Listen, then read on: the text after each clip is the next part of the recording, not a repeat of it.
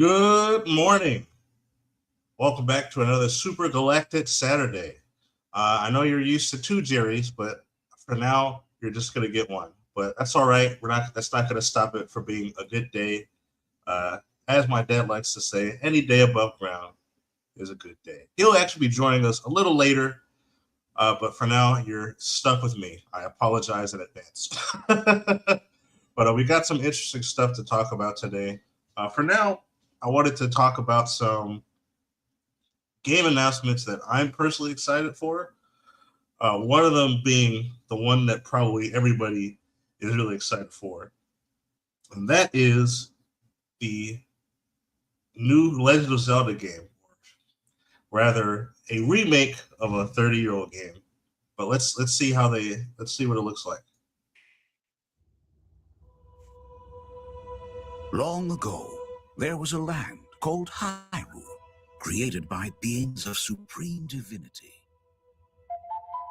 At the very edge of this kingdom, there lay a small forest.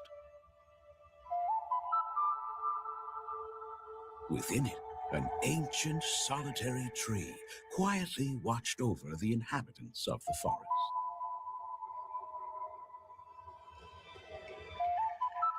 These forest dwellers were called the Kokiri. Each had a fairy companion, and they lived out their innocent lives in these woods.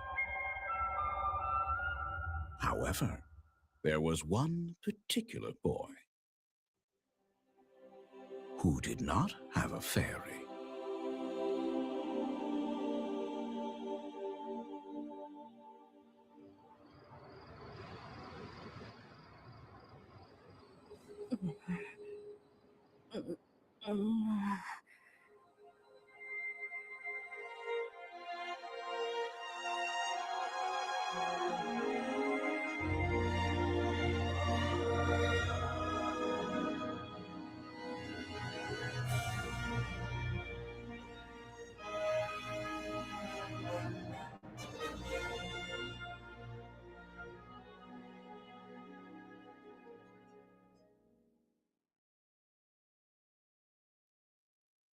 Man, I mean, what can I say? I mean, Ocarina of Time. I mean, it's no secret. It's probably one of the most celebrated games of all time. Uh, to this day, it's still considered one of the best Zelda games of all time, if not the best. It's definitely probably the most important Zelda game of all time. Um, I say this as someone who's not the biggest Zelda fan. I'm not a big Zelda fan, but I even know enough about Ocarina of Time to know how much of a big deal it was. I did play it as a kid. I didn't own the game. I did play it as a kid. Didn't get very far. Uh, I replayed it recently as an adult and got much farther in the game. It is a fun game, but I'm more of a Link to the Past person. But we're not here to talk about Link to the Past. We're talking about Ocarina of Time. So this is really exciting because this is kind of the first proper remake of the game. We did get the 3DS version, which came out a while back. And that was, I guess, that was more of a port. They did update some of the graphics, but it was more of a port than anything. This looks like it's going to be a full blown, Nintendo hire this man kind of deal. You know what I mean? So usually that's meant as an insult, but I actually do like the way it looks. I mean, this is barely a preview, but the trailer did get me excited, hearing all the different little motifs and stuff like that in the music. And most people, from what I've seen online, for some reason are freaking out about the way Link looks. I mean, honestly, he looks like Link. I think the graphical style looks nice. They didn't go too hyper realistic. Like it still looks like a Zelda game. But for some reason people are kind of mixed on it. I don't think it's a big deal. I think it looks great. I like how they kind of tease the Triforce and stuff like that. I mean, it looks awesome. Um, I'm excited to see what Link will look like, in his actual suit and his actual tunic and stuff like that. And you know, I mean, I have a lot of questions. Is it going to be voice acted? Are they going to actually add voice acting to this thing, like in Breath of the Wild and the newer games? You know, is it going to be? Is it going to be just a straight forward remake of the game, or are they going to also add the Master Quest stuff? Because there was also like a Master Quest version of Ocarina of Time. So are they going to include that in the remake? A whole bunch of questions come to mind. And I think my main question is: are they really going to release this year? Like, how much of this game is actually done? That's I'm kind of interested to see. But yeah, we'll see what happens. I mean, yeah, it's gonna be interesting. Now, my thing is that this is the second remake of a classic N64 game that's been announced this year. We now have a remake of Zelda 64, and we've got a remake coming out for Star Fox 64. Two of the most important Nintendo 64 games ever. Which begs the question: are they gonna go 3 for 3 and make a full blown remake of Super Mario 64? I mean, in my opinion, that seems to be that seems to be the logical conclusion of this. Like, you're not gonna remake Star Fox 64 and then Ocarina of Time and then not do a Mario 64 remake. Like I said, those are like the big three N64 games. So it just seems like the logical next step. If they do remake Super Mario 64, are they gonna just do it like a vanilla remake, or are they gonna actually remake? I would say remake the DS version of Mario 64 with all the added characters, Luigi, Wario, Yoshi, and all the extra levels and bosses and stuff like that. That would be really cool. You know, and but we'll see.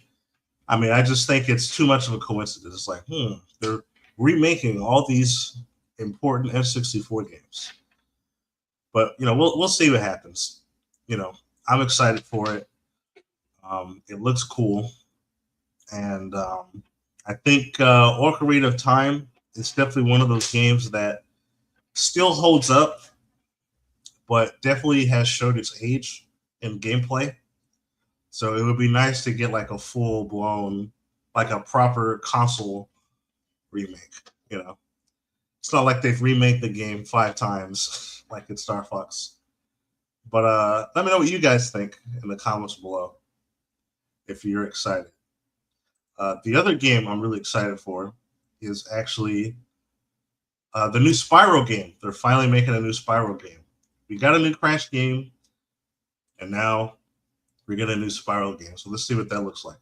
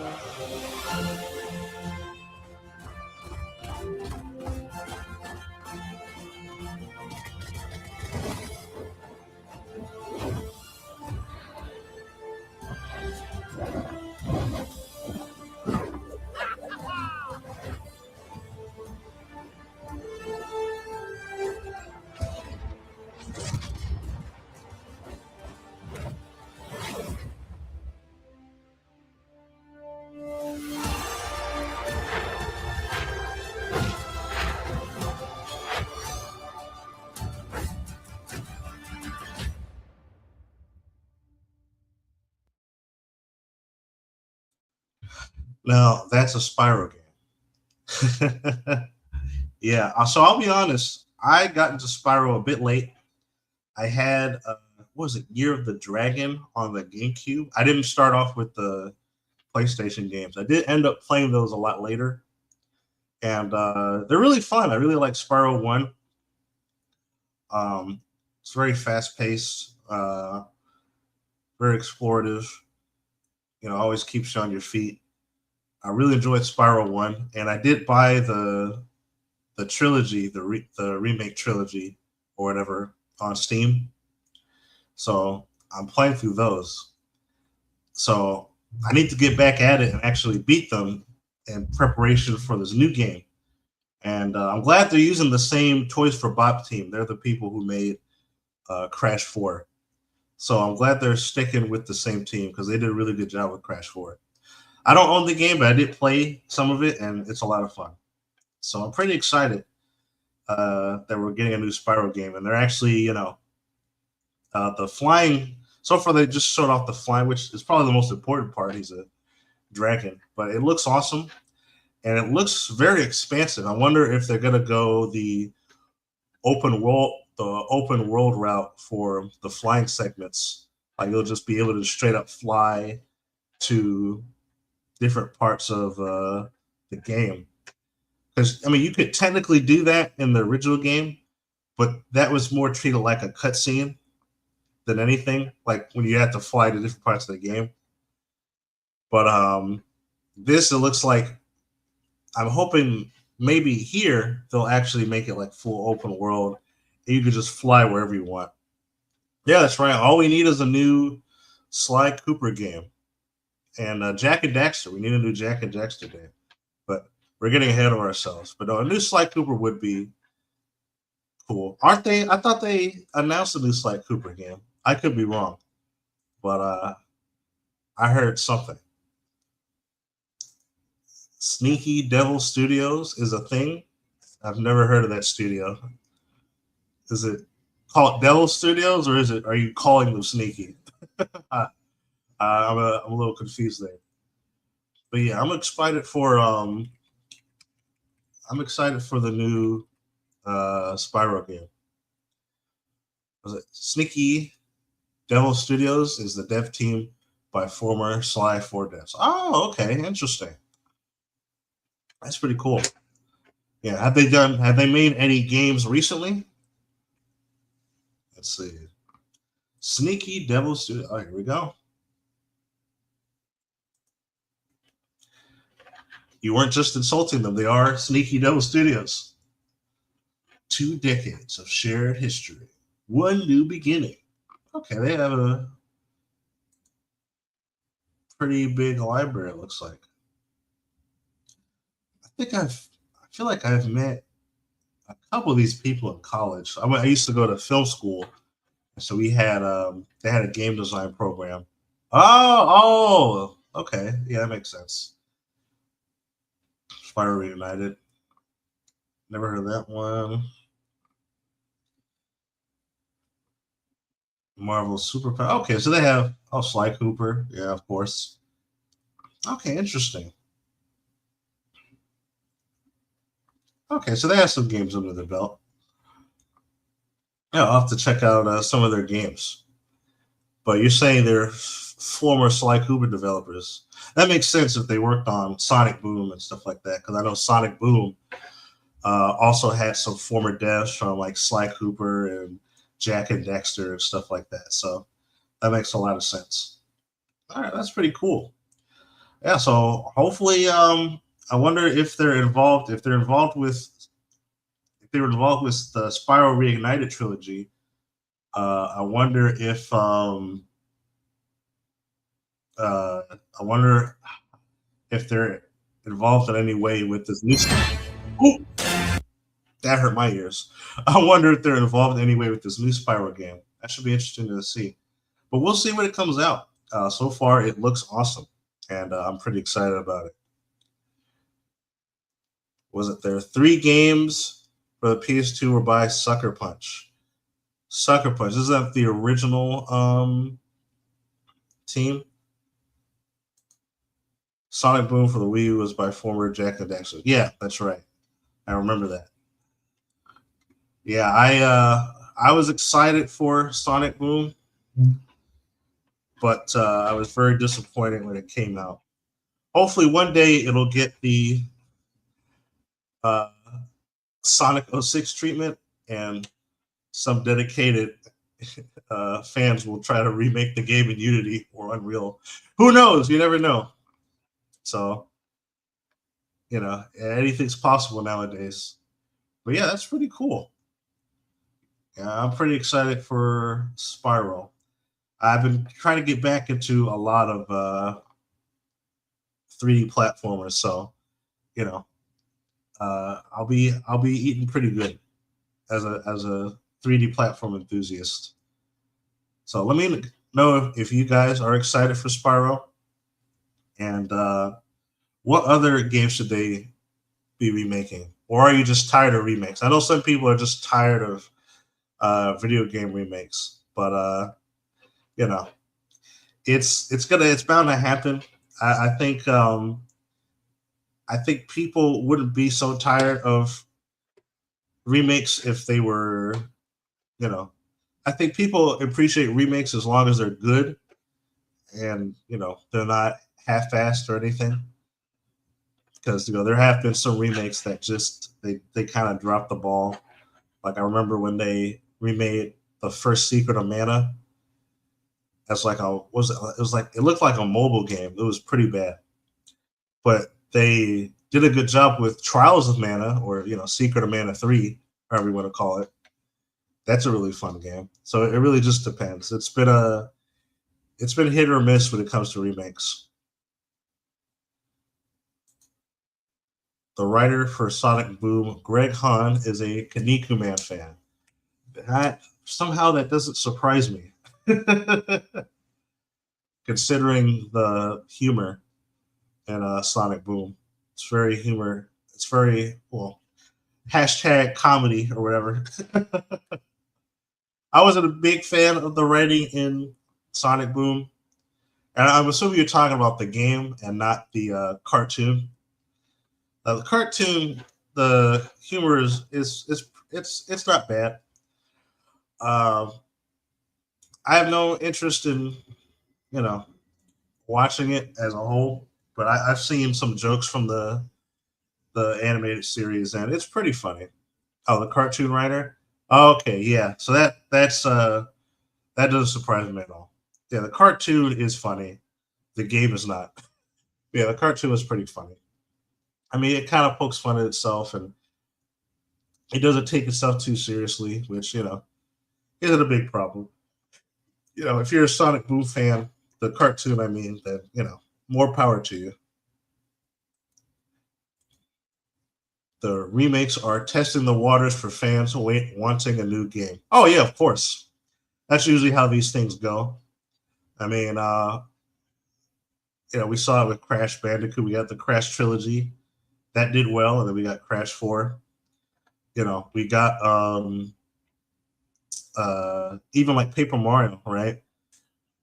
Paper Mario Thousand Year Door got a remake, and hopefully that leads to a new Paper Mario game in the traditional RPG style instead of whatever whatever Color Splash was, or whatever Origami King was. I like the story in Origami King. I wasn't a big fan of the gameplay, but yeah, that's usually how these things go. So we'll see what happens. Um, I mean, hopefully we get more Spyro content. We still need we still need to see a proper um, Crash Spyro crossover, because they've attempted to do that before with like the Game Boy games, but it's just not the same. We need a proper uh, Spyro Crash co-op game. There's actually somebody working on that right now. I recently found a really awesome fan project with here we go. Here's the game devs right here.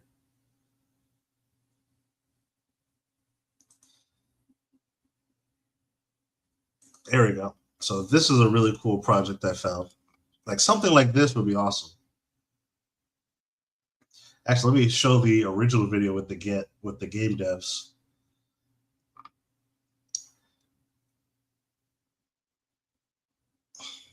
I want to make sure they get a proper shout out. Me and Terry Games were given the honor of showcasing a. Also, if the video is slow, I apologize in advance. There's not much I can do about it. There we go. Spyro and Crash co-op fan level called Scarab Sanctuary. In this level, you'll see a mix of Spyro and Crash Bandicoot enemies and assets, bringing to life a childhood dream we all wanted but never got to experience. This video showcases 2-player capabilities that you'll have access to in the download link below. Let's get started. Hello, everybody. I mean, look at that. It's Crash and Spyro right next to each other. That's awesome. Like, I'm going to be talking over for a bit, but like, this is something that they could have absolutely done in the PS2 era, and it would have done gangbusters.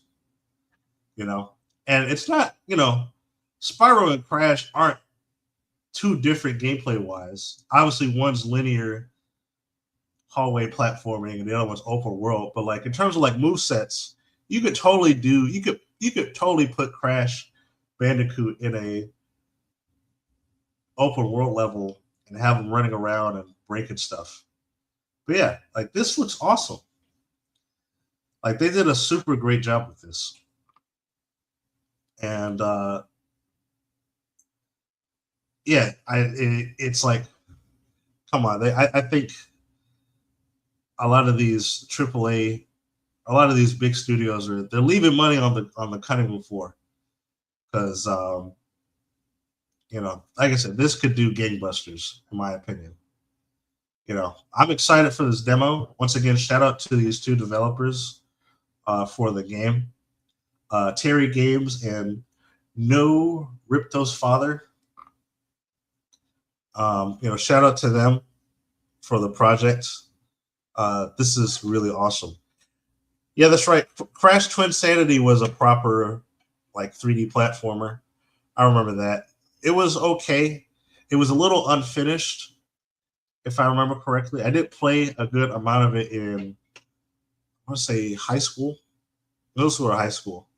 Because the Boys and Girls Club I went to had a PS2, and we played a lot of Crash Bandicoot. We played a lot of Crash Bandicoot, a lot of the Crash Bash, the party game, and a lot of Crash Twinsanity. Someone had Twinsanity, so I did play a bit of the game, but it didn't feel as polished as the classic Crash games, though. But that is another game that deserves a remake as well as Crash Twinsanity. But yeah, I'm excited. I'm more excited for this stuff. Crash and Spyro is the team up that I really want. You know, not Crash and what's his name, Cortex. Although that was pretty funny. But yeah, I mean, would you guys want to see something like this? I personally think, like I said, they're it's like it's right there. That's all I can really say. It's right there. They could totally pull this off. But yeah, I'm really excited for these new games. You know, and there's a lot of other announcements, but personally, you know, like I said, the only games I'm really looking forward are Spyro and what's it called, Ocarina of Time, and that's really about it, if I'm being honest. So, but if there's a game that you're excited for, let me know. Fans are remaking that. They're remaking what? Crash Twinsanity? Because that would be cool. I haven't seen any videos showing that off, but that'd be pretty cool if they are. Because like I said, I think Twinsanity had a lot of potential. It just wasn't very polished. Yes? Okay. That's pretty dope. Yeah, I wanted to save this conversation for when my dad got back, because I'm sure he have a lot more to say about it than I do. But this was an interesting tweet that he shared with me this morning in regards to a Steven Spielberg movie. I'll be honest, I thought he retired already. I didn't realize he was still making movies. So, I mean, the last Spielberg anything I saw was Ready Player One. Pretty sure Spielberg was attached to that. And yeah, I mean, I saw the trailer for this Disclosure Day. I didn't even know this movie. I found out about this movie yesterday. I had no idea that this was a thing. But I saw the trailer for it, and it looks pretty generic, pretty unremarkable. I mean, it just feels like E.T. if it took itself too seriously. But this is an interesting thing that was shared with me. Steven Spielberg says his new movie, Disclosure Day, about aliens will have Christians and people of faith second guessing their own religion. Spielberg says that the movie will take the position of the church. Is our God the only? Is God our God only on this planet, or is God a God for every system for their civilization? That would mess up a lot of people. Well, let's hear what he actually says. I'm sure this soundbite is taken out of context, but we'll listen to this. This truth were just known overnight. If the government announced, yes, we have been keeping this from you since 1947, that would mess up a lot of people. And the movie also takes the position of the church. What does this do to the fundamental beliefs that many of us have? And, is God our God only on this planet, or is God a God for every system where there's civilization, intelligent life, and even developing life? Okay, I'll be honest, who cares? And I say who cares is because, I think Spielberg acts like he's making this groundbreaking movie, but it's like, this has been a question, like this movie, this kind of question has been remade in movies for like not hundreds of years, but like 100 years by now. Like, that's just Independence Day. That's just World of Worlds. It's like, oh, what if aliens were real? Like, how it's society, like, that's science. Is it science that I'm thinking of? Yeah, I think it's science. The one where Mel Gibson swings a baseball bat in Alien. I think that's science. That's just that's like every other alien movie ever made. Like, it's not really anything special. Like, the plot of this movie, like I said, I saw the trailer. I ended up seeing the trailer. And it's like, it's not really anything special. Like, it seems like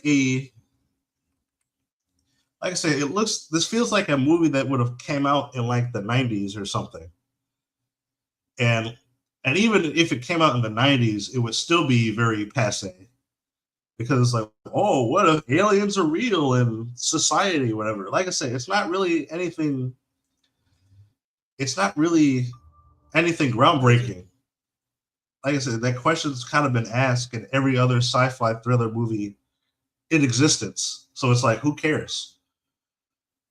Like, even like this part was the one that got me, because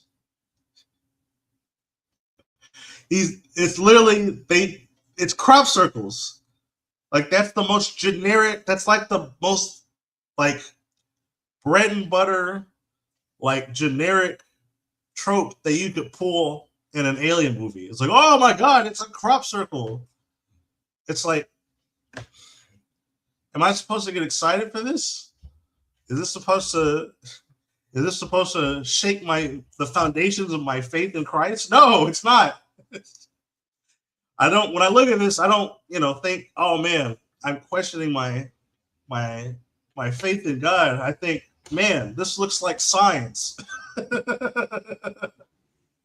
This looks like every other alien movie ever.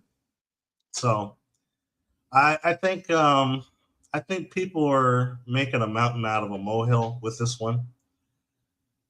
I think what's interesting though is that in the trailer, it's always the one thing I will comment on is that in all these alien movies, it's they're always trying to challenge the Christian faith as opposed to any other faiths like Muslim or Hindu and stuff like that.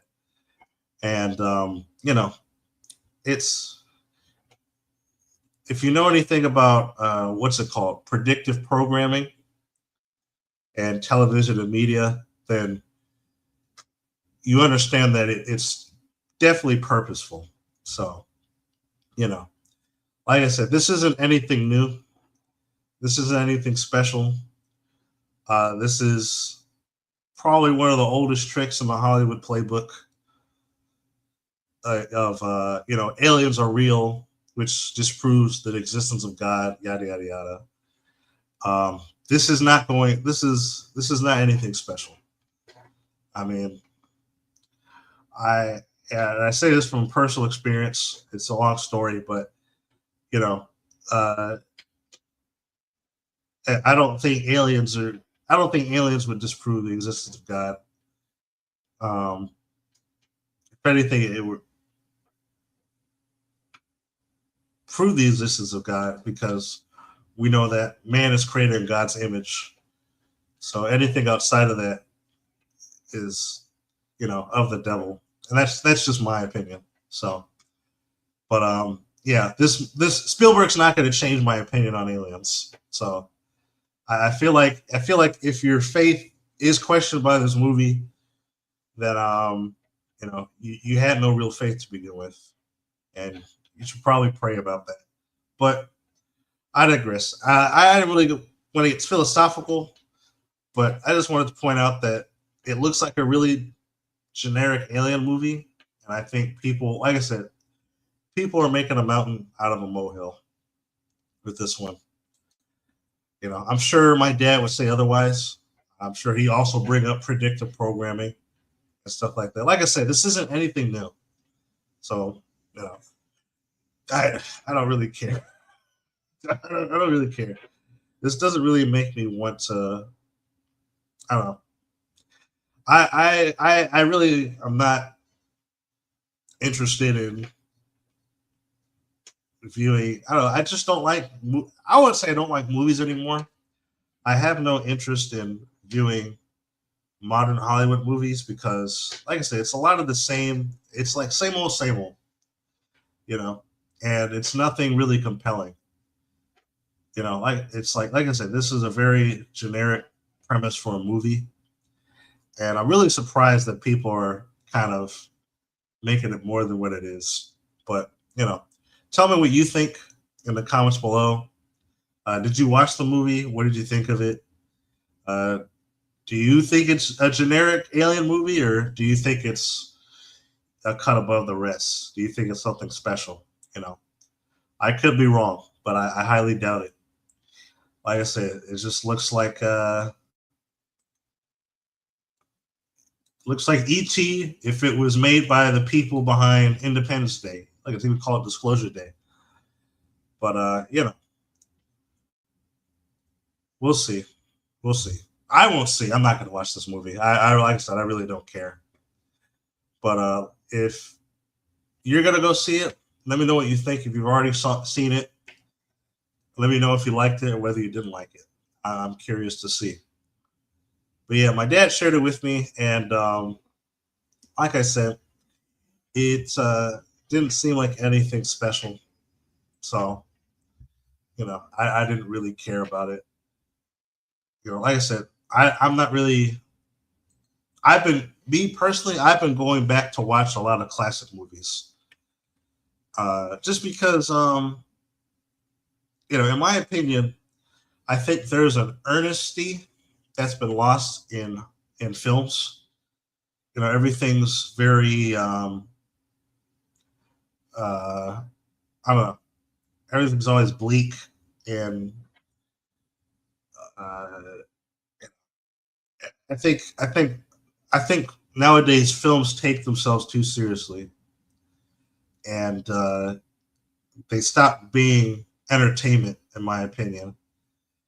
But you know, there's something about watching older movies that really like sort of like it's I find it rejuvenating. Like for example, I recently saw Splash, and for those of you who don't know, well, I'll just let you watch the trailer.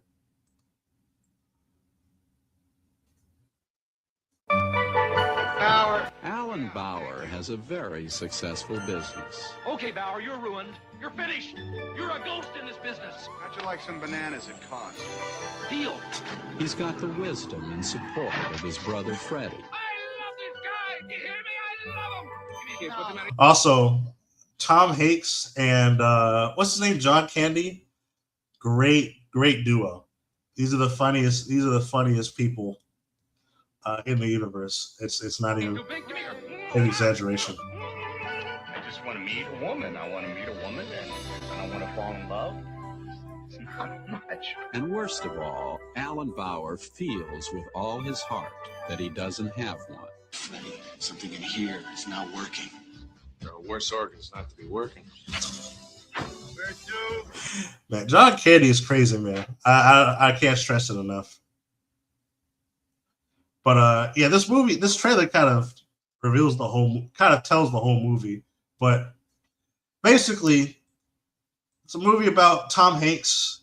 He's this business owner, can't find love, and wouldn't you know it, he ends up falling in love with a mermaid. There she is. And this was a really fun movie. It was a really fun movie to watch. The mermaid character is funny. She's really charming. And I promise you, she does more than just make out with Tom Hanks. She does a lot more than that. And on top of that, it's just a lot of fun. The movie doesn't take itself too seriously. And, it almost feels like I'm watching a cartoon with the type of stuff that happens. Like, I'm not even kidding you. But in a good way, in my opinion. Like I said, this movie wouldn't work if it took itself too seriously. But it's funny because the whole time I'm watching this, the whole time I'm thinking of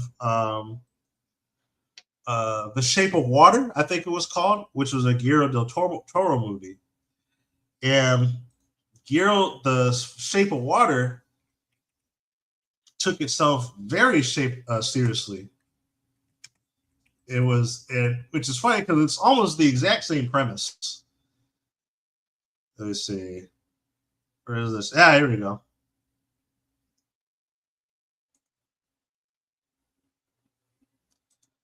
Yeah, it's almost the exact same premise, Shape of Water.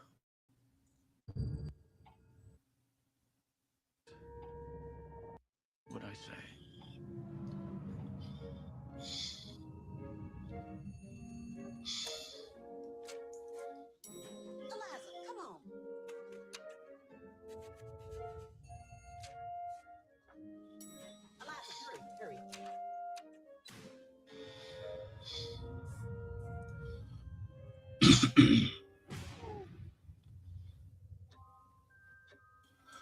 But yeah, notice right off the bat, it's a lot darker, it's a lot grittier, and it's like, and to be fair, I've seen both movies, and I did, I didn't hate the movie. I found it enjoyable. I thought it was interesting, but I realized that it didn't really leave a lasting impact on me. Like, I saw it at the movie theaters. I remember at the time, I was like, okay, yeah, that was cool. That was interesting. But like, I've never really thought about the movie again. It was just one of those like, oh, it's whatever. It was cool. It was interesting. The monster effect is cool. But my thing is that the characters just weren't as interesting. Like, and it's not like in many ways, in my opinion, I think the characters in Splash were a lot more three-dimensional than the ones in The Shape of Water. Maybe half of that is because they actually had funny one-liners and stuff like that. Like I said, John Candy is hilarious. But another part is that, like I said, it doesn't take itself too seriously, and I think that's a big part of why I enjoyed watching Splash a lot more. Like The Shape of Water is not a bad movie, but it's a very dark and sort of drab movie, and the characters don't really. Yeah, that scene was funny. The characters don't really leave an impact on me, in my opinion, because I mean, they kind of don't do anything except sort of serve a purpose, which is just to make you know, uh, political commentary on, like, because it takes place, I think, during the 50s or 60s. So, obviously there's got to be political commentary on, the patriarchy and um, what's it called?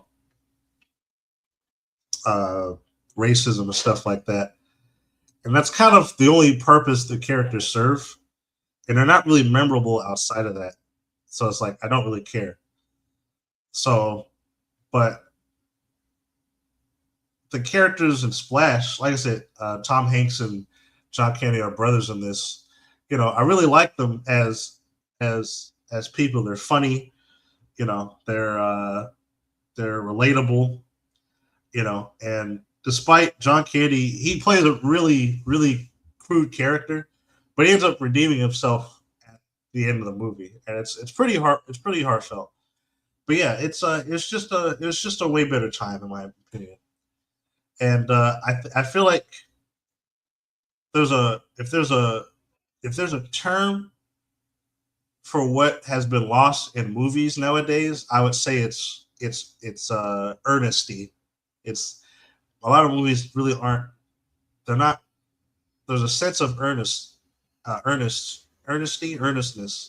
that's been really lost, and Splash really reminded me of that. But go watch it for yourself if you haven't yet. I'm sure it's on Netflix somewhere.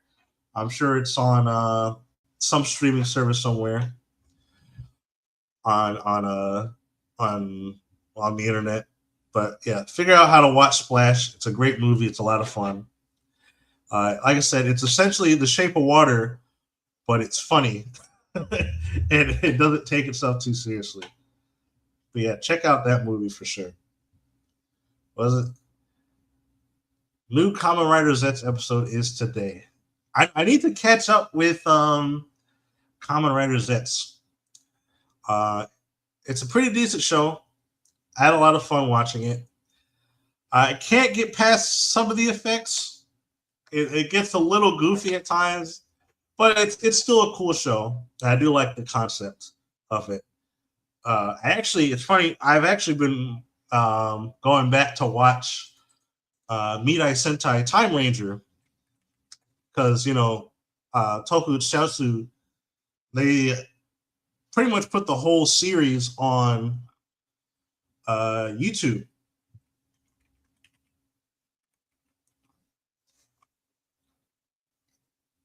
Let me see. It's got to be here somewhere.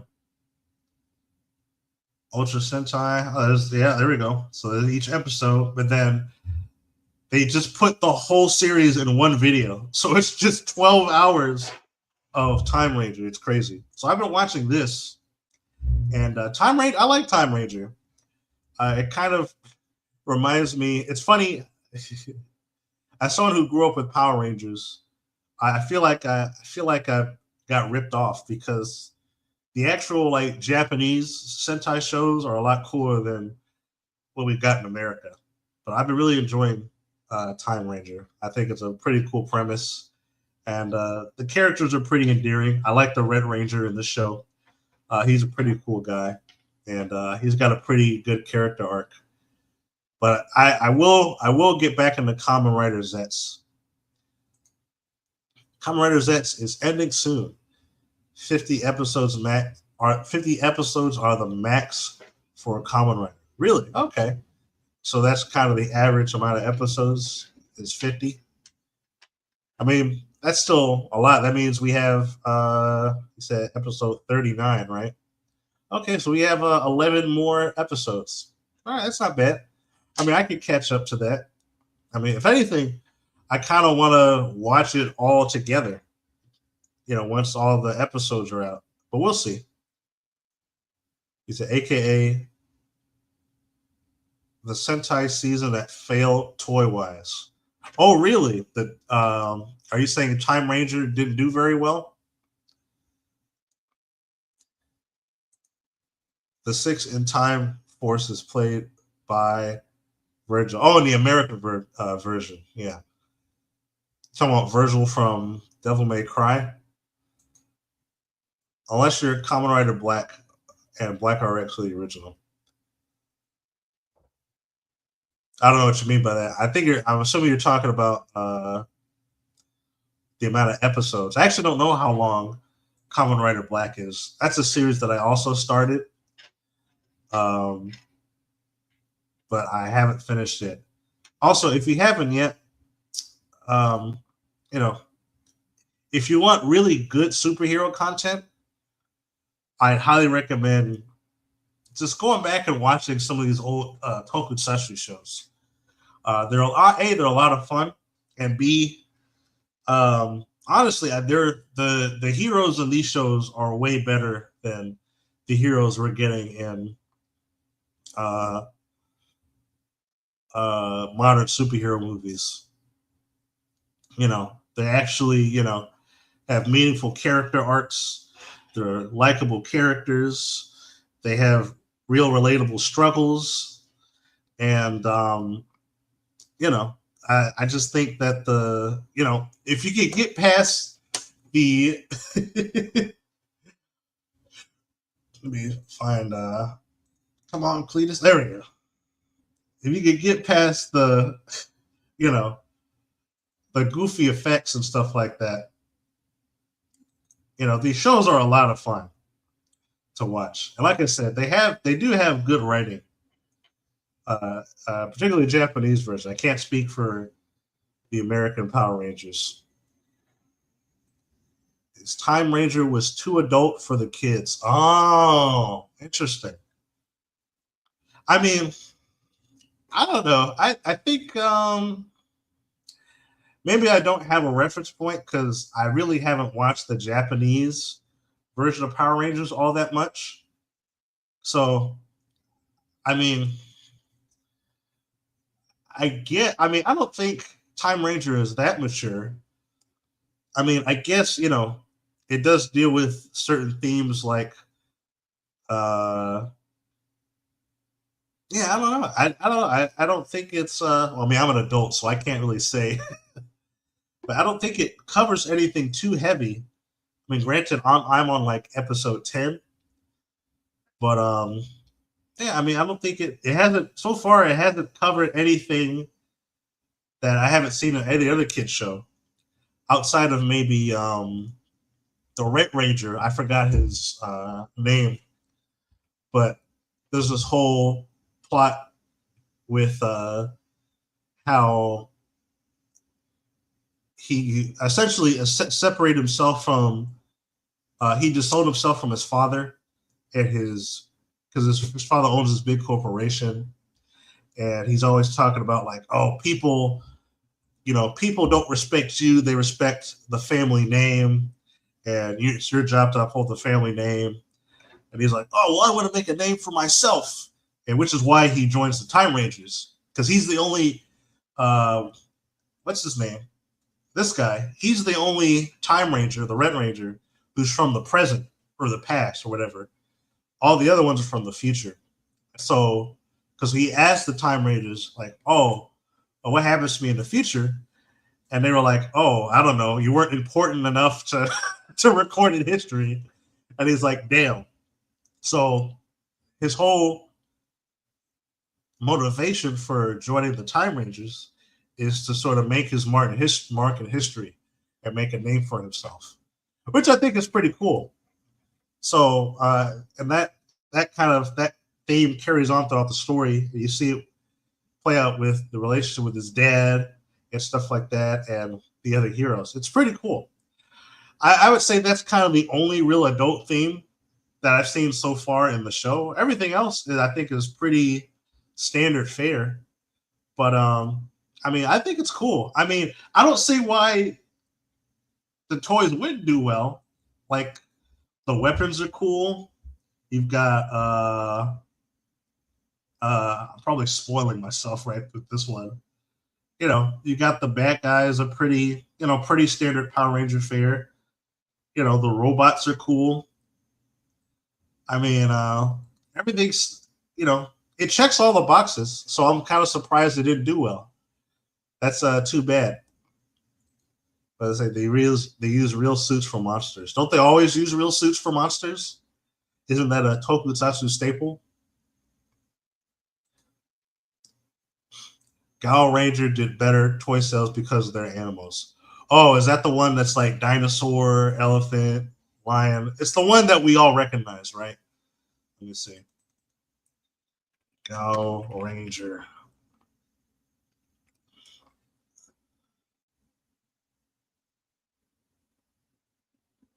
Let me see. Yeah, okay. Yeah, this is the Power Rangers that we all recognize. Or Gal Rangers is, I should say, Gal Rangers is the series that became Power Rangers.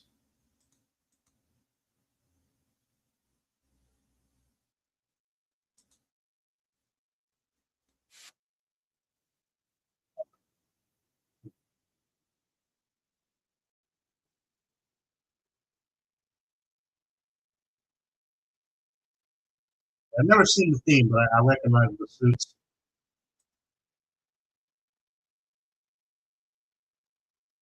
Well, now I'm curious. Which one was the series that became Mighty Morphin Power Rangers?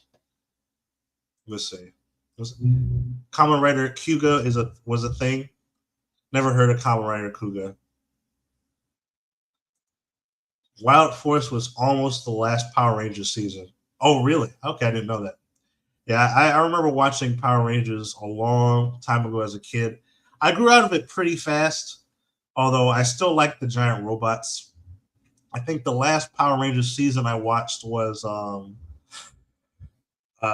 Dino. I think it was called like Dino Force or something, and it was just three of them. I think Dino Force was the last Power Rangers series that I watched. Zoo Ranger, Die Ranger, and Kaku Ranger. Oh, okay. So Zoo Ranger, Die Ranger. Keep in mind, I haven't seen these shows in years, so I'm going back in the past. Oh, yep, there we go.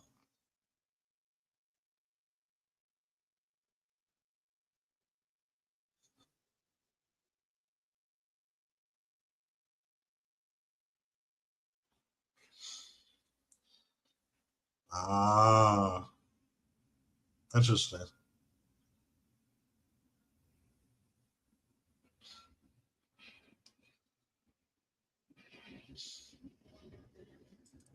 Oh, okay, that's interesting. Yeah, that's crazy. How it's kind of a shame. On one hand, it's cool that Power Rangers was able to get popular in the states at all, but I'm realizing now as an adult, they sacrificed a lot of the actual storytelling to just sell toys. Because yeah, I mean, I think actually seeing that, right? Actually seeing the Power Rangers actually earn their powers, uh, that would have been a great story to follow, as opposed to just in the American show, Zordon's just like, oh, let me find five random teenagers and give them superpowers. You know, I think seeing that would have been a lot cooler. So now I have to go back and watch what's it, Zoo Ranger. So that's pretty cool. Kyoryu Sentai Zyuranger. Yeah. So yeah, I mean, I gotta go back and watch all these shows now. You know, it's funny. I kind of took this kind of stuff for granted, tokusatsu on me, because I had only ever grown up with Power Ranger. But as I get older and actually being exposed to like the Japanese version, you know, I'm starting to realize it was a lot cooler than I thought. So it's pretty funny. Disney did not want to pay for the season, so they moved to New Zealand to be cheaper to produce. Oh, interesting. Disney did not want to pay for the season. Okay. New Zealand actors are non-union. Oh, okay. Interesting. I didn't know that. Oh, that's interesting. Yeah, I mean, that doesn't surprise me though. But yeah, like I said, I think if you're like I said, there's a lot of stuff that we missed out on being Americans, because I feel like the Sentai stuff that they got in Japan was way more over the top than what we got in America. It's pretty funny. I'll never forget this clip. It was American Ninja. Yeah. Oh, not Ninja Warrior. Like whenever I think of Japanese Sentai, I always think of this clip and just how hilarious it is. Yeah, here we go. My boy Kenichi Smith. Everybody knows a Kenichi Smith. This is probably my favorite Super Sentai clip of all time.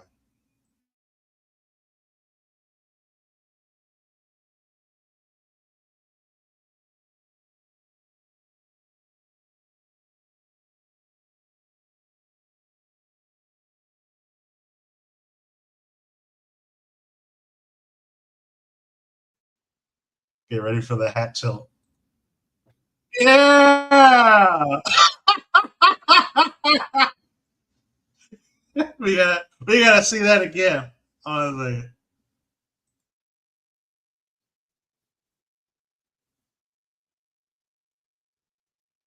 That's gangster.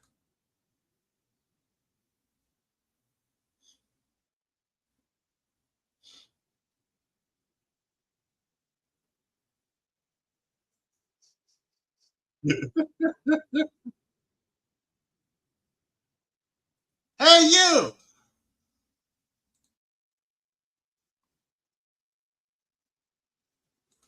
And he disappears. Oh, man. What's the saying? Be the American the Japanese think you are? Hell yeah. That's peak. That is peak Super Sentai, in my opinion. It doesn't get any better. See, I gotta find that episode because that is hilarious. Man, you'll never see Mighty Morphin Power Rangers fight anybody as powerful as Kenichi Smith, the American Ninja. Oh man, it's killing me. Yeah, this is like this stuff like this would have been hilarious. You know, I feel like yeah, I don't know. I feel like like I said, the American versions of Power Rangers, I don't know, it just didn't. And you know, I haven't seen these shows in years, you know, since I was a kid. But I remember after a while, it just got kind of stale. But I feel like if they would have done crazy stuff like this, I probably would have stuck with it a lot longer. But you know, you said Power Rangers does have a Ninja Cowboy, but is he Kenichi Smith though? That's the thing. You know, does he hop on roller skates, defeats him with a 6-shooter, and then tilts his hat like a gangster? I don't think so. It just has the sauce. I don't know what to say. You know, and you brought up another good clip that I see a lot. Today is Friday in California? Today Today is Friday in California. Yeah, this one. So this one's from Ninja Sentai Kaku Ranger. I haven't seen this one.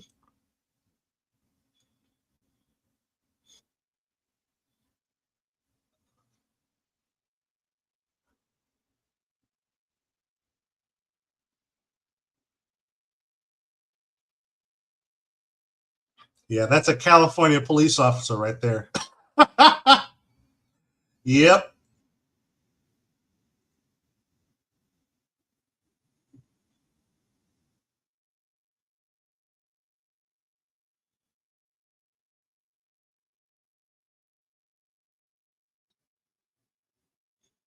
Oh wow, this is the full suit.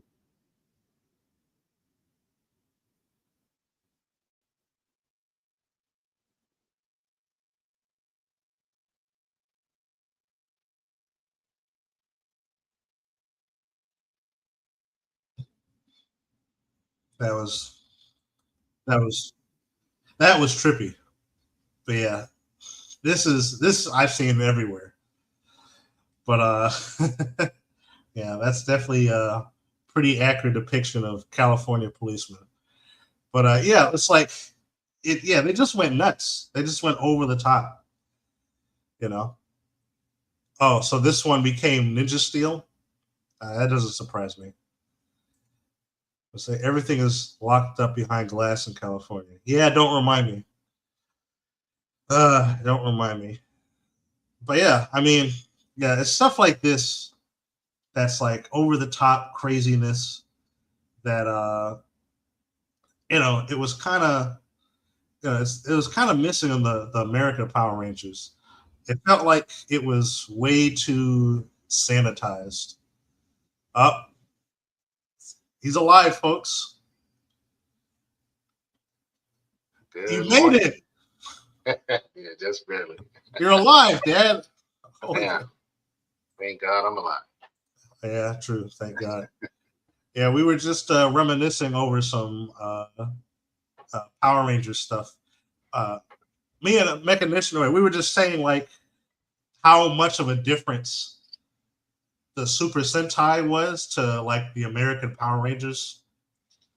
Oh Like, yeah, for yeah, sure. because like Power Rangers was just they were just recycling footage from the Oh yeah, Japanese. they were pulling a Robotech, right?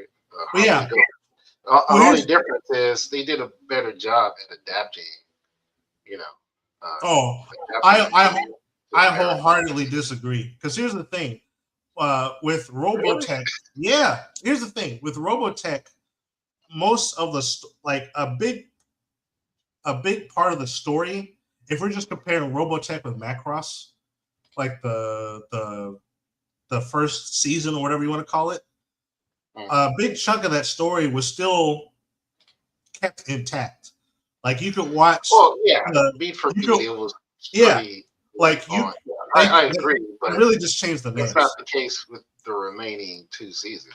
Obviously, yeah. I'm just comparing the And even the first season still isn't completely accurate. It's just that visually, they cut it up in a way where it was still very similar. well, I mean, And I at listen, some I love Robotech. I grew up watching it. yeah. When it came out, I was in what, sixth grade, seventh grade. It was the best. Like so, but I'm just saying, Power Rangers, from what I've seen, looking at the Japanese version, and American, it's like it's not that dramatically different. They're No, just casting American actors. it's They're using a lot of the same footage and well, costumes. yeah, for the fight scenes. But the thing is Yeah, that a lot of the story yeah. The element. story generally is different. I mean, because it's localized. I mean, that's which Yeah, is but to be the expected. localization really isn't. I feel like the localization part really isn't an excuse because it's not like trying to interpret Japanese culture. It's more so there's a lot of character arcs and plot points that would have made Power Rangers more compelling if they would have kept it in, but Yeah, they but kind of yeah, sacrificed it. I can agree with For that. example, But we you were have just to watching the realize clip. at the Well, hold on. time, you had censorship. You had a lot of censorship. Like Right, but there's it wasn't a lot anything. more to deal with over here. Right, but it wasn't anything inappropriate. So, like for example, we were I just know watching a clip. I mean, a lot of times that's irrelevant, unfortunately. So I mean, yeah, I mean, we see it with 4 kids, but as an example, we were watching a clip. Honestly, let me see if I find it. But basically, because the Mighty Morphin Power Rangers, right, yeah, that's is what I a ripoff of that's not what I'm looking for, but it was it's not even a rip off. I know that's not the right It's word. still Rehash. That's what I was trying to say. yeah, It was rehash. a rehash of Adaptation is probably a better term. well, yeah, the adaptation as yeah, there we go, adaptation. It was an adaptation of Zero Ranger. Thank you, Zero Ranger. And in the original Japanese version, like in the American version, was it Zordon? Just he's like, oh, let me find 6 random teenagers with attitude and just give them Right. superpowers. But in the Japanese version, the equivalent of Zordon, when he finds the teenagers or whatever, he actually sends them out on a quest to earn their weapons. So like you have to prove yourself that you're worthy to be Power Rangers, and they all team up and they band together and they go on a quest to get the Power Ranger weapons, and then they become Power Rangers. So they have to earn it. And I think that would have made a much more compelling. Yeah. That would have been a much more compelling story than what we got in Well, America. you have to understand though, this was the '90s where they were giving out participation trophies. So giving out like I mean, I guess. so it kind of makes sense that they wouldn't emphasize, excuse me, the earning and being worthy of. I remember there was a period of time, like I said, late '80s, really full into the early '90s, where the idea of like the chosen one or someone who is worthy, it kind of felt cliche or outdated, or you know, and that may have been the driving force behind making that change where they were just chosen randomly, versus they have to earn their position and prove themselves. Right, but that You know, doesn't make any sense. Wouldn't them being randomly chosen to be the Power Rangers, wouldn't that it's still the same reinforce? thing. Yeah, That's wouldn't that not just that's my point. But it's more like, oh, because I don't know if you remember. Like I remember it distinctly, the first, I guess, episode or whatever, where he's like, we have to find warriors because what's her name? yeah, Rita Rita Repulsa, yeah, Repulsa, right? And Zordon and all that, and he goes, "We got to get teen." And the robot's like, "Oh no, we have to get teenagers, not teenage, right?" Like you understand, they turned it into kind of a game, right? It yeah, wasn't yeah, yeah, about being worthy. That's my point. It was a cynical approach, yeah. I got you. and so it kind of poked fun at itself more so than the Japanese version for sure, because Americans are cynical people. I mean, yeah, But and I'm saying at the time, I think that was I just remember that as a kind of recurring theme where people kind of rejected, like Star Wars had its big heyday in the '70s and '80s, and then you had you know the newer movies and this and that. So I'm just saying, like there was this aversion to it. I guess because maybe it felt overdone or something. I don't know, but I think that's part of the mentality that drove them to approach it that way. So maybe. that they're not just doing a straight edit because really they should have just brought it over and just dubbed Yeah, and they such just. and left it I at mean, that. I It would have agree. been great. It would have been awesome.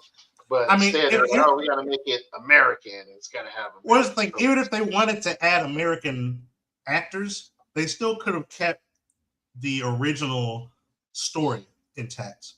Like Yeah, I that's said, true. that's not really an That's true. excuse. Yeah, I So agree with that. yeah, I mean, yeah, I'm not defending them. I'm just saying, like, they have their reasons.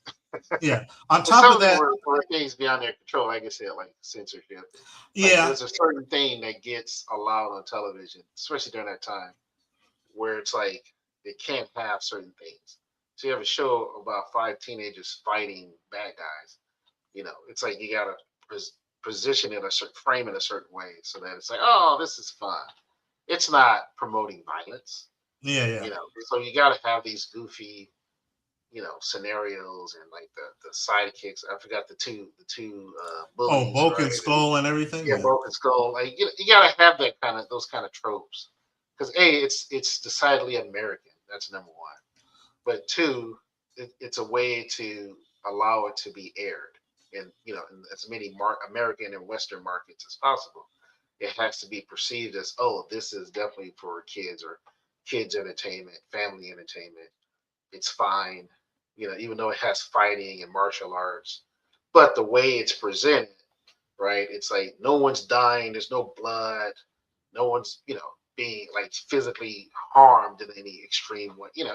That's all I'm saying. Like, and that could be part of why they changed the story as well. Just to say, well, that might be too intense for American censors or Yeah, for yeah, our yeah. who knows? I'm just saying, like, there's a certain mentality that goes, like nowadays, see, we're looking at it, hindsight is always 2020, because Yeah. right now there's a greater and wider and broader and deeper acceptance of Japanese culture in general, but specifically anime and manga, and that leads into Power Rangers and things like that. Right. And really, it's because of those early shows, and everything that came before it, like Voltron and all that stuff, that there is a greater acceptance, right? Because Right. guys like me, are looking at it and go, oh man, I remember, Yeah. Kimba the White Lion, and I remember Speed Racer. Yeah. That's another trope in American shows, the PSA. That's a good point. Yeah, right. So that's all I'm saying is, like, we're a different culture, even though there's a lot of congruency, obviously, parallels. But Japan is still, relative to the West in general, it's still a very traditional culture. So, Yeah, that's true. but at the same time, the irony is they allow so many things. And when you look at, like, the whole broad spectrum of anime and manga, they do allow a lot of things where you're like, man, that never pass over here. Yeah. So it's kind of interesting Yeah. irony that they're incredibly traditional, but at the same time, in their commercial art world, right, of anime and manga in particular, it covers the gamut when you're talking about from very, very kid friendly, right, to extremely adult oriented, right, and there's a whole spectrum. It's kind of like scratching your head, like, what? Like, how did this get made? But it gets made.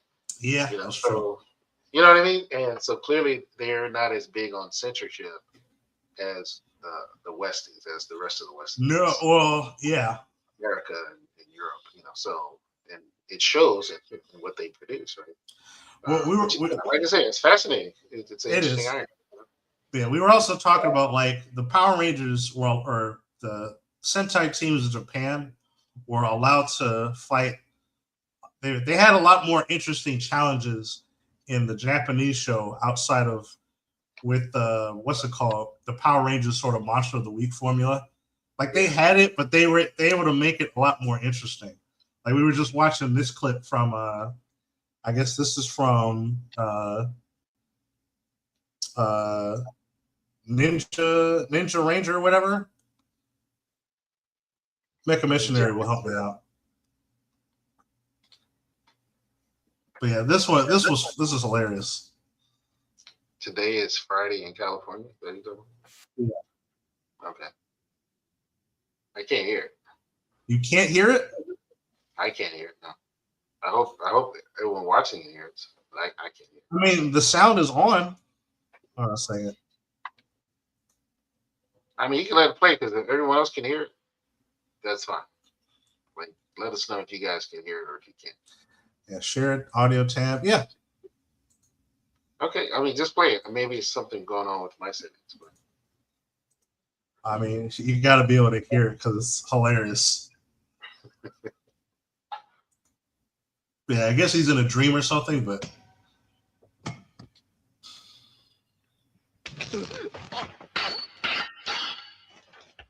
Today is fine day in California. Huh?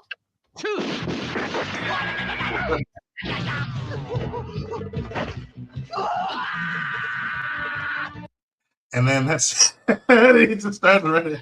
I can hear, by the way. So oh, okay, good. Yeah, I don't know why. It's fine. why he popped up. No worries. But yeah, Kaku Ranger. There we go. Yeah, but yeah, it was like you don't see that stuff in Power Rangers. Or we were watching. Oh yeah, I think I showed you this before, but this one gets me every single time. Is Kenichi Smith, the American Ninja? Like the Power Rangers have never fought anybody like Kenichi Smith. 覚悟しやがれ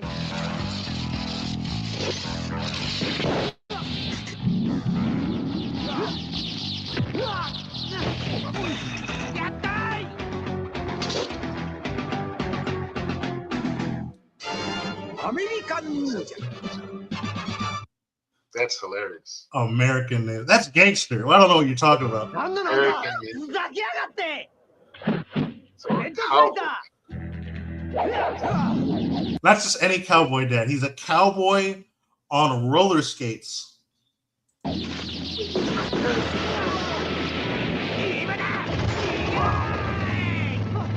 when I think cowboy, last thing I think is ninja.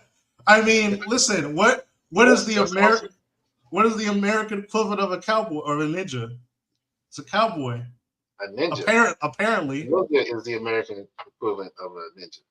No, Dad. Clearly it's cowboy. Have you seen the movie American Ninja? It's a movie. He's American and he's a ninja. No, That's this the equivalent. this man right here, that's a true American ninja. That's a cowboy. The equivalent of a No, cowboy. Did you not see the title? American Ninja. More of the equivalent. It's written right there in black and white and in katakana. That's an American Well, Ninja. I'm gonna say they're wrong, but I appreciate the hat tip. He looks cool. You know, cowboy and roller Oh my skates. gosh. Yeah. That's like you'll never see anything this crazy on Power Rangers. Just a cowboy on roller skates. But yeah, I feel like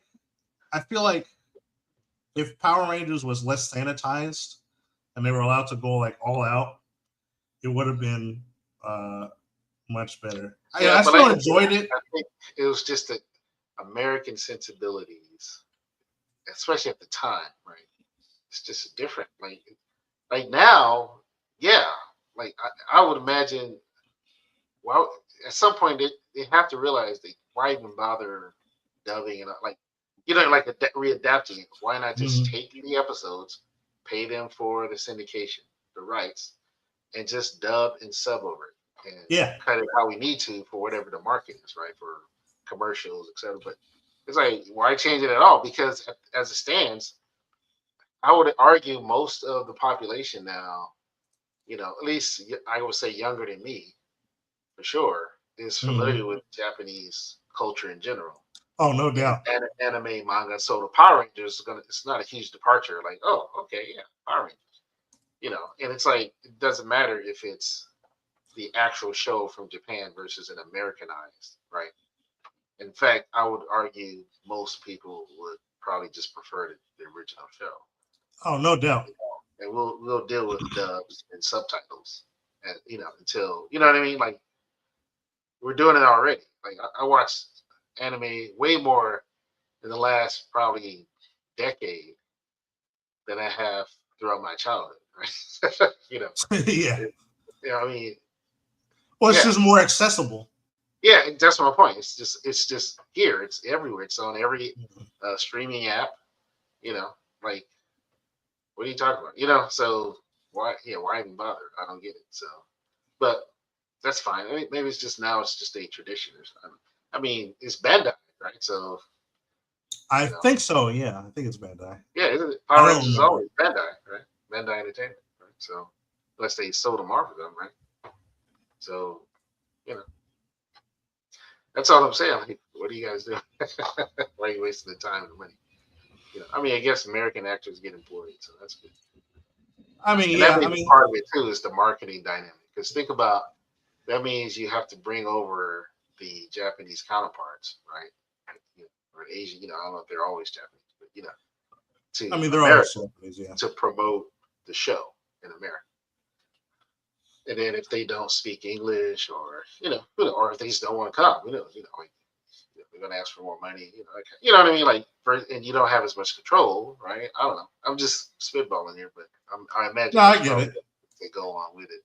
That's the Well, like I said, it's like this is key too. It's something I came to understand with the whole Star Trek debacle, the J.J. Abrams version and the original and the Kirkman and all this kind of stuff.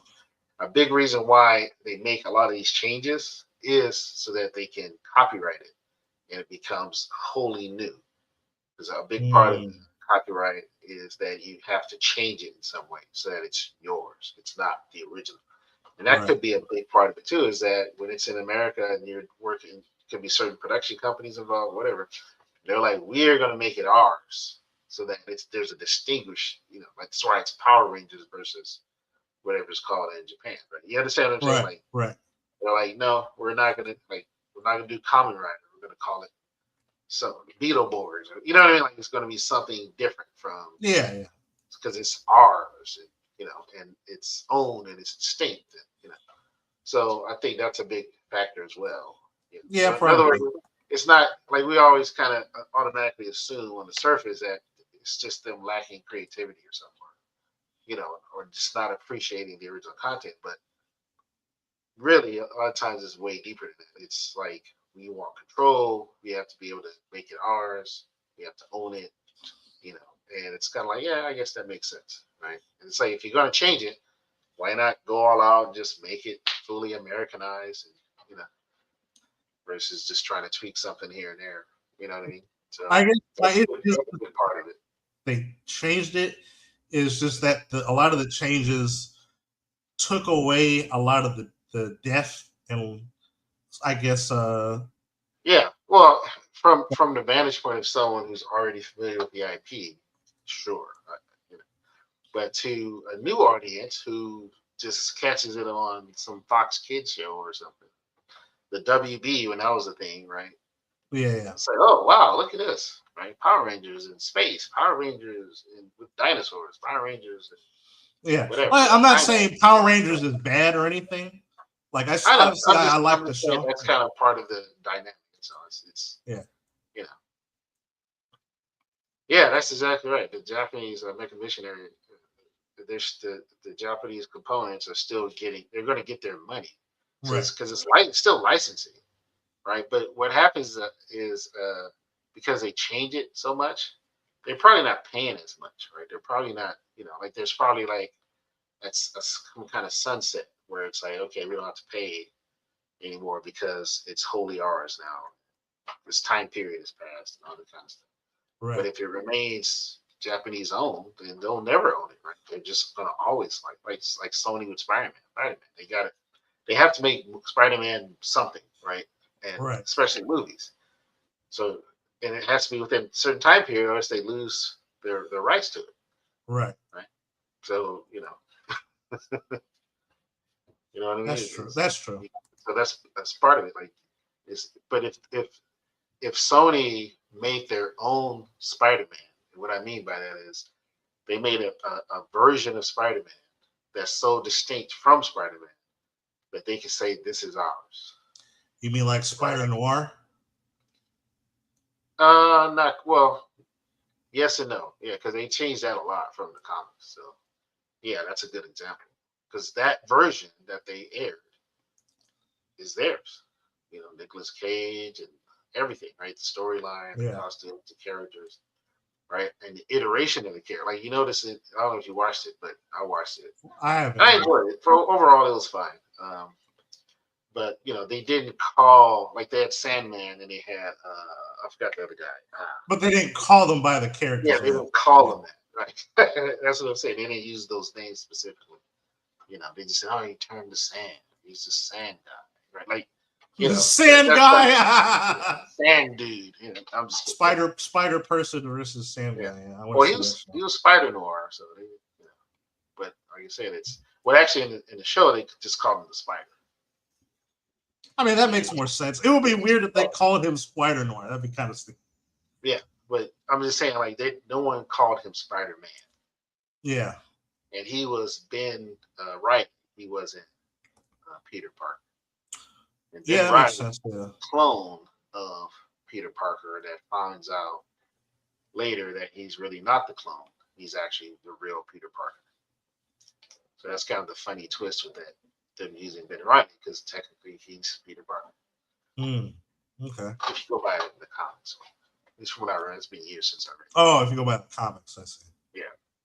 So Spider has been Riley. So yeah, that was weird. The way That was a weird thing. It's not as big as Peter Parker, right? So it's like Miles Morales. It probably doesn't cost as much to license Miles Morales as Peter Parker. So it's like, hey, let's do 3 movies with Miles Morales. So it's like this intricate web, pun intended, of copyright laws.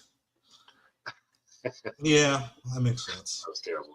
Forgive me. I know. That was a dad joke. I mean, nobody is surprised, Dad. We just kind of expect it's expected of you. Speaking of jokes, we were actually talking about. I was trying to save it for when you got here, but we talked a bit about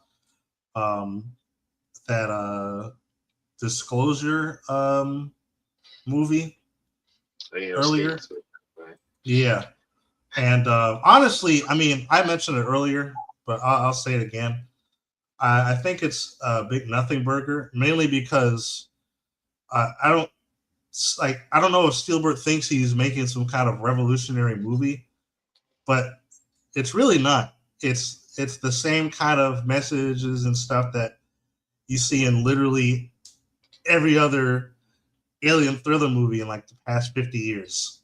Right. And so he's not really making anything like groundbreaking. I mean, there were crop circles in the trailer, for God's sakes. Like, just honest to God, like, just like spooky from like M. Night Shyamalan crop circles. Yeah. So it's like, it's nothing special. Well, it's just like Ready Player One, right? It had all the games and all the tropes, but it was like a lot of it was like like 90s, 2000s, Right, but the difference is that Ready Player One didn't take itself seriously. This movie wants me to take itself seriously. Is that Steven Spielberg's worldview is a bit antiquated. That's the point I'm making. I mean, yeah, no doubt. Aware of certain things like alien conspiracy. It's kind of like his worldview. I think, in my opinion, is a bit antiquated. The fact that, I don't know if you watched this clip where he's talking about it, and he's like, oh, it's going to really make Christians question their faith and all this kind of stuff. It's like, no, it's not. No, it's not, actually. It's not going to make anyone question anything. Because I don't think a lot of people really buy into it in the way that he might think, or even the government might think. So, that's all I'm saying. It's like, I don't think, there are some people, I think, they really want aliens to be real. Why? Because it's like that girl in Independence Day that went to the rooftop. Yeah, she died. She died, right? That's my point. And I think a lot of people are like that girl. They have a very naive understanding of what's happening here. And it's because they believe the movies. And it's like, yeah, the aliens aren't like what you see in the movies, right? That's a propaganda aspect of it, And so it's like, I think Steven Spielberg still believes everyone is like that girl. And it's like, no, we're not. Like, a lot of us have both open, and we're like, yeah, giving you the side. So, yeah, this whole Disclosure Day stuff, I don't know. I'm really haven't been that interested. I know it was making the rounds. That's why I shared it with you.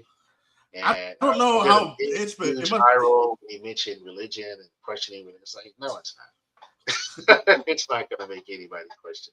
If it does, you're already questioning it. Like you're already at a place where you doubted God is real anyway. Like you're already there. He specifically said, like, he wanted to ask the question: is our God only on this planet, or is it a God for every system or the civilization? That would really mess up a lot of people. And it's like, I mean, No, wrong. no. Because I- A, it's a movie. B, it's an unfounded theory. It's not even really a theory, to be honest, because it's not based on anything observable or experimental, right? Yeah. You're literally just philosophizing about aliens and God, right? And you're saying, what if there's a God in every galaxy? Gee, like there's a God in every country? Like, Yeah. shocker. Also, Like, you understand? Like and I every mentioned major this country earlier. has a religion with a God they like. Yeah, Duh. and I mentioned this earlier, but it's like if you understand that man is made in God's image, you understand that anything outside of that isn't Is it of God? isn't of God. Yeah. Right. So it's So like then in relative to a biblical worldview, a natural conclusion then is to understand that aliens are not God, right? They're not a reflection of God or his will or his purpose, right? Therefore, right. what are well, I think a natural logical conclusion is, oh, they're probably demons, right? They're probably some type of disembodied spirits. They're probably, in other words, there's strong correlations between alien activity, abductions, sightings, etc., and demonic activity that you hear or read about that happens in the church, right, where people are possessed and things like that. There's strong correlations and things that are said that happen to these people, the accounts that people give. There's a huge amount of parallel. And so you can argue either demons or aliens, right? Or Right. aliens or demons, right? Now, if you're, like I said, if you approach from a biblical worldview, then the natural conclusion is that aliens are demons, right? There are some type of spiritual beings that are interacting with mankind against God's will, right? Because, and I say that because the net conclusion is, and the net effect is confusion, right? It's doubt. It's like, for example, you read accounts in the Bible, right? Not to turn this into a theological whatever, but where angels appear to people, and when they do, they are reinforcing God's will, right? They're Right. fulfilling a prophecy. They're answering a prayer, right? Right. So they're not telling you Jesus isn't real. They're not telling you that Jesus is from a planet somewhere. Right. They're not trying to diminish the deity of Christ in any way or God himself, right? They're not saying Right. they're not telling you there's no God, right? They're reinforcing the will. So you can conclude that angels are from God. They're not demons, right? They're spiritual beings, but they are not demons that work against God's will, right? They Right. cooperate with his will. And then the inverse is those, and we read about fallen angels in scripture, right? So maybe these aliens are those fallen angels, right? Or they're, progeny or something in some way, right? But you follow what I'm saying? Like, because they're operating against that, because they're not bringing the message of the gospel or of Christ or reinforcing the will of God. They're not encouraging righteousness, right? Or the righteousness of God. They're encouraging doubting God and diminishing his deity, right? You understand? Because this is the purpose of this film. It's saying, oh, what if there's a God for every galaxy? Right? You understand? Oh, if you're in different, your God is going to be, but the Bible says there's no other God but God, right? And it says, thou shalt not have any other gods before me. You understand? Right. It also says, in the beginning, God created, and after that, you can put the word everything. I mean, yeah. I mean, you understand? So all that saying that contradicts all those things, right? So that's kind of where I stand on it. I just thought it'd be an interesting conversation. No, yeah. Especially Spielberg, and he has a reputation of being bombastic in his presentations of his movies and things. Tackling these type of issues, turning it into an issue when it really isn't. It's, at the end of the day, he's just promoting his movie. I mean, yeah. There's nothing really wrong with that. My thing is that, I mean, it's, as you said, like, it's a very antiquated it's a very antiquated movie premise. The screen's black. I'll fix it. But anyways, it's a very antiquated movie premise, and so it just kind of makes me think like, you know, you're about 15 years too late. You know.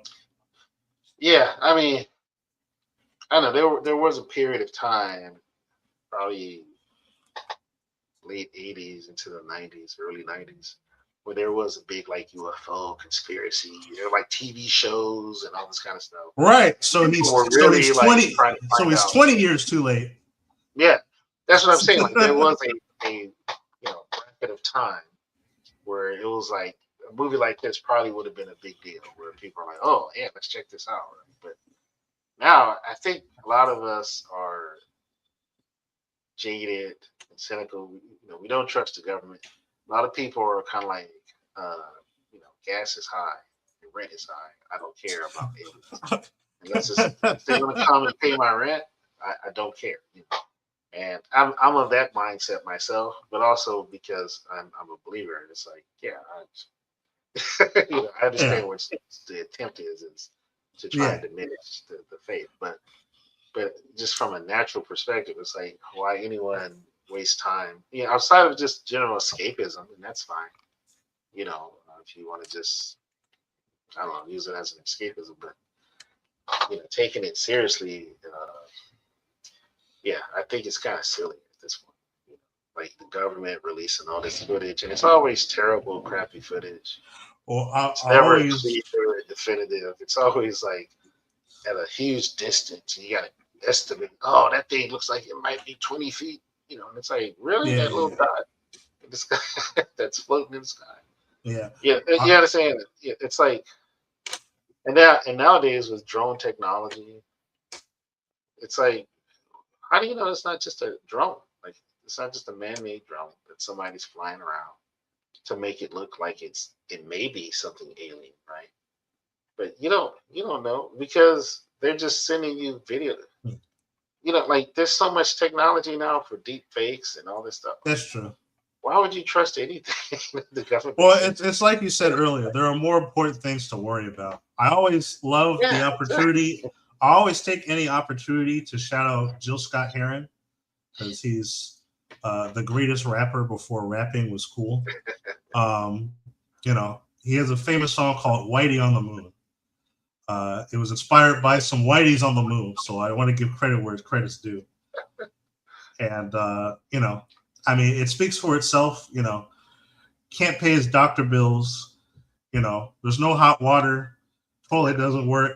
Can't pay for lights. Taxes. Government's checking his whole damn check. But hey, there's a whitey on the moon. That's like, yeah, we sent a man to the moon. Yeah, that's nice. I can't pay my bills. Why should I care? Don't care. Right. So it's like, it's nothing wrong with, And here's the thing: the moon landing was a much more significant accomplishment than maybe seeing aliens. But the point still stands. That's the point, though. That's what I'm saying, though. It's like your government is spending billions upon billions of dollars to do things like this, and they've been doing it since Putman, right? Yeah. But at the same time, tells you, suck it up, right? Tells you we can't pay for. And I'm not a socialist. I don't believe in government largesse in the sense of benefits. I'm very pro-capitalist. But it is a fair argument to say, it's like, okay, let's break it down this way. You and your brother, I'm the dad, right? Growing up, and I said, here, Jerry, here's $1. Go school, buy yourself lunch, whatever, with that $1. But then I turn to your brother and I say, here's $5. Go do the same thing. Eventually, you're gonna look and go, like, why are you only giving me $1, but you're giving him $5? And he's younger than me, so he doesn't have as many needs as I have. Right? I'm getting older. I need more things. And I go, just suck it up. You can't afford it. Well, let me look at the budget. We'll see. And then maybe I'll come back and say, here's $1.50. But then I give him $6. You understand? And that's that's a very simplified analogy. But my point is that at some point, you're going to look at me and go, you suck. Right. Right? Like, what the hell? Right? You're going to be pissed. Because it's like, why are you subsidizing him? And he just wasting on candy. He's not buying anything significant. I'm older. I got needs to I got to eat. I got to buy my own clothes. Right? You follow what I'm saying? Like, it wouldn't make sense, right? You're like, why are you, and then you go, why even give us money at all? Right? Just stop giving us money. Stop. And this is the kicker. The money I'm giving you is money I'm taking from you in the first place. That's the kicker. You both go to work, right? And then whatever you make, you give it to me. You give me half of it. And then I give you a little bit of that. That's government in a nutshell. And so people who make the argument, and if they're earnest and sincere about it, that we have people who need housing. We're not talking about crackheads. We're not talking about bums. We're not talking about thieves and jerks and crazy people who don't want to obey rules, right? Who pretend they're crazy. That's in my opinion. Yeah. People who's been through things, whatever it is, choices. I don't know, maybe they're trying, right? They're out in the streets. You got people losing their homes. You got fires, right? Their homes burned down. But then you're sending billions of dollars to another country. And I'm not even referring to Israel. You understand, like Ukraine, India, Japan. You can go, just name a country. I mean, the UK. Yeah.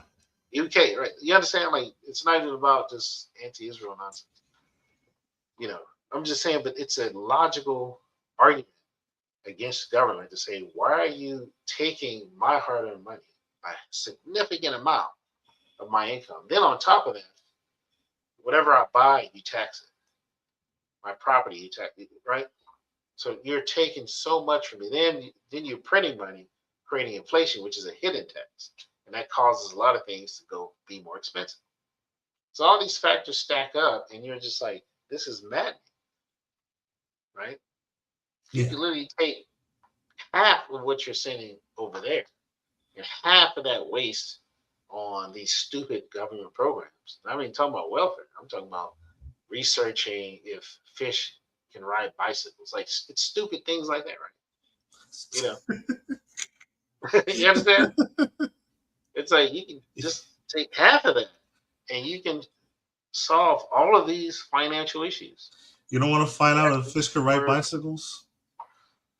No, you don't want to. You don't want to save the gefilte fish? Yeah, exactly. No, I don't care about that.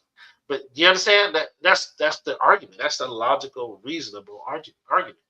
It's like, why are you wasting our money there when we're here and we need these things? That's a problem, right? And so the solution is stop taking our money. Right? That's the solution, right? But very few people want to argue that. The people who are the Marxist, communists, socialists, the AOCs and the Jasmine Crockett's of the world, Maxine Waters, they want to just say, give us more money. Well, I mean, it's not just just fund this thing, fund that, right? And it's like, that's not the engine. Right? I mean, yeah. It's like, and they'll make the same points. They'll go, "Oh, you're giving money to Ukraine," but then you signed the bill. You voted for it. Like the same Congress people, they voted for it. They voted for war. They voted for all these things. Not all of them, but many. So, but that's all I'm saying. It's so messed up. It's just really frustrating. It's like, so Steven Spielberg and Aliens and Disclosure. It's like, yeah. Oh wow, Steven Spielberg made a movie about aliens. That's crazy. Shocker, right? Like, why does any intelligent person really care? I don't know. But for me, it's annoying. It's kind of like, why is this a thing when there's so much like there are people are mad at Elon Musk because he's the first trillionaire, and that's on paper, that's valuation. Mhm. Is it real? Perhaps not. Depends on if he can actually cash it all out, right? Probably not. But it's like, why are you mad at him for being rich? Right? I'm not mad at him for being rich. I'm mad at the government for keeping me poor. And I'm not saying, I can't get up and try and make, I go to work. But you understand, it's like Elon Musk had the help of the government. They subsidized a lot of his endeavors. Yeah, that's true. You understand? You understand, like electric cars and all the tax incentives, rebates, not to mention the SpaceX stuff. Like a lot of that was government subsidies, contracts, and things like that. So that helped. That helped him get to that trillionaire status. But it's like, okay, he just took advantage of the system. But that's the problem. The system is broken. It doesn't make sense, right? Because once again, you're spending, you know, billions to make a rocket that can launch and come back on its own. Yippee! What does that do for us? You understand? What does that really do for people who are suffering, people who are struggling, people?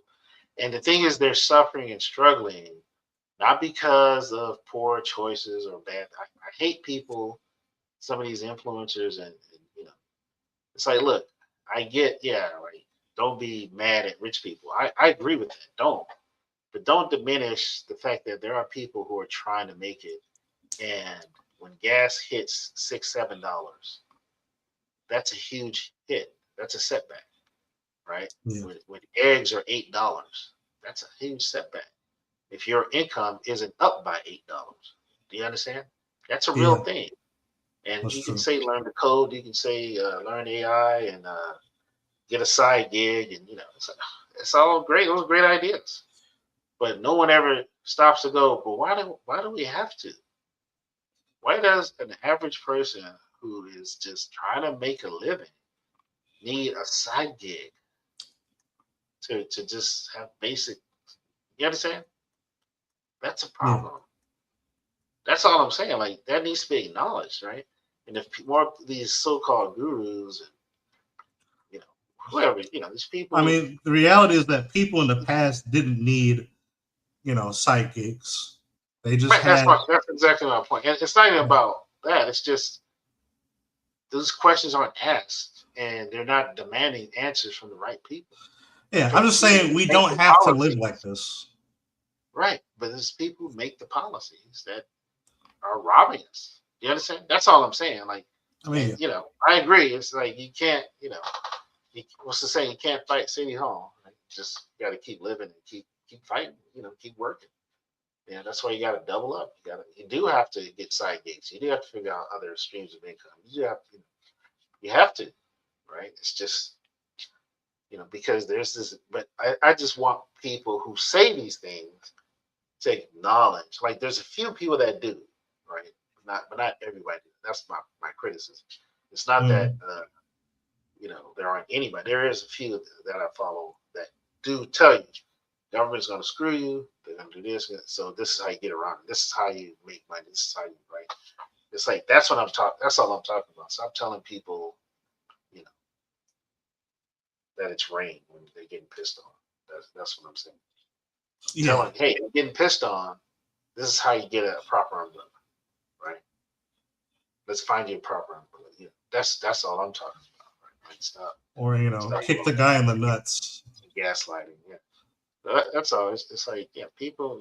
So it's like you say, it's a fair argument to say not Elon Musk, but your government. And that's what I hate about a lot of things. People just ignore the elephant in the room. Your government is robbing you. Elon Musk is not taking your money. Yeah. Like he's a trillionaire not because he stole from you. He's a trillionaire because he produced things. It's something like that. He produced things. He made things.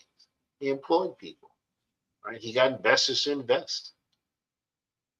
That's how it works. Like I said, I have my criticism. Like I said, all this space stuff. He wants to put data centers in space. It's like, it's probably not really feasible.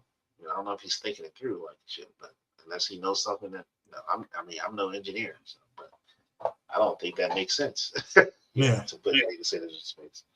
I think that's long term proved to be dangerous.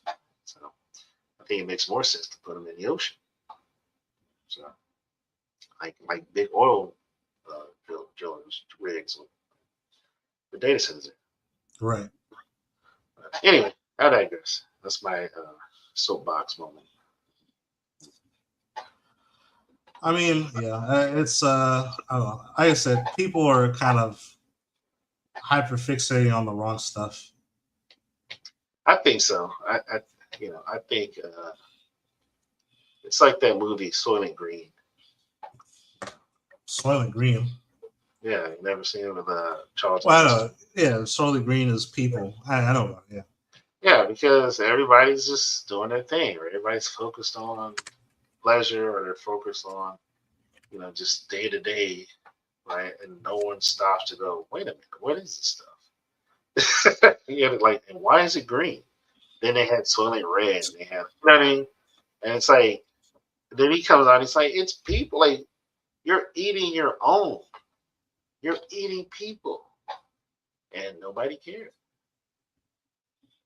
And that's what it's like in that one. Like, the government's stealing your money, but nobody cares. They're just going to say, oh, I'm a patriot.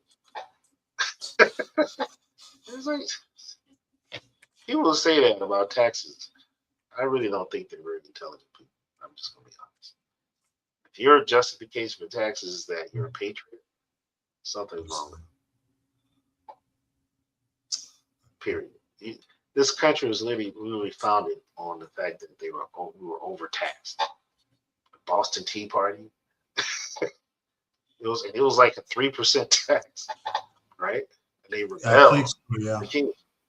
It's like, what are you talking about? You're a patriot, your duty, your social contract. Yeah, people like to use the civic duty excuse, but I don't think they know what civic duty means, because there's other ways to fulfill. Paying taxes is not a civic duty. It's not a moral duty. It's just duty, and I don't mean in a good way. It's bull duty. I'll put it that way. It's nonsense. I'm done. I don't. We've been at it too long anyway. No worries. I mean, that's all I really wanted to talk about was the movie, and we got to reminisce about some Power Rangers stuff. Yeah, I was listening on the way here. I heard it, he talks about Splash, and that was great. Splash was a great movie. Yeah, I really like Splash. And even Shape of Water. I enjoyed the Shape of Water, but it was a different. I thought it was okay. Looking back, I don't really think about it that much. That's the thing. That's true. It didn't make as big of an impression as Splash. Splash was kind of fun and lighthearted. But that's my point, though. Really stayed in the public good guys for a while, but the Shape of Water, not really. Kind of came and went. And this is the era of social media. On top of it, it just it's kind of it did I think there's some stuff. It kind of had a virility for a minute, but I don't think it lasted very long.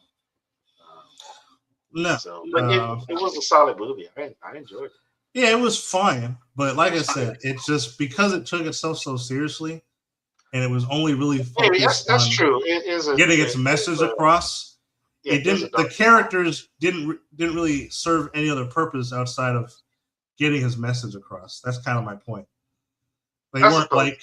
Yeah, I mean, they weren't memorable characters on their own right. Yeah, they didn't have the agency that you would expect them to, for sure. Yeah, it was kind of like, here we are. Let's just be together because we have this pull, this desire, and that's it. Okay. But I don't know. Yeah, I see what you're saying. Yeah, it was I think Splash is better, but I can't even compare. They're not the same movie. It's a similar. I mean, they're kind of the same movie. No, they're a bit. They're different in the sense that the tone and the theme is different. That's what I'm saying. So you could say, yeah, they're both like dealing with fantastical elements like mermaid or It's a person that falls in love with a fish. yeah. I But mean, that's what I'm saying. That's kind of where it begins and ends. That's my point. I'm saying the Shape of Water obviously had a different kind of message and a different tone oh, for sure, yeah. or the theme. That's all I'm saying. You know? I mean, it still had elements of romance, like Splash. So it's fair. But, yeah, you know, they're both good movies. But yeah, I do think Splash is better because I like it better. It's, like they were both on. I would probably watch Splash. Oh, yeah, no doubt. But not because one is like Shape of Water is terrible. It's just It's not terrible, but here's the you gotta thing. be in a mood for it. Yeah, well, here's the thing. I might fall asleep watching Shape of Water. You probably It's not. I It's agree. not. If you're not really into it, you probably would. Yeah, Like like I said. Splash, you can watch and not even be into it and still pay attention and watch it, be entertained. Yeah, But it's like I said, it's a different type of movie. It's meant to be that kind of movie, so to speak. But, all right, yes. let's call it a day. It's 12:25. But thanks for holding it down, man. I appreciate it. I try. Yeah, some good stuff. All right, man. I'm gonna go ahead and sign out. Thanks for watching, guys. And if you're watching after the stream, thanks for watching and checking us out. Have a super galactic Saturday. We'll see you around.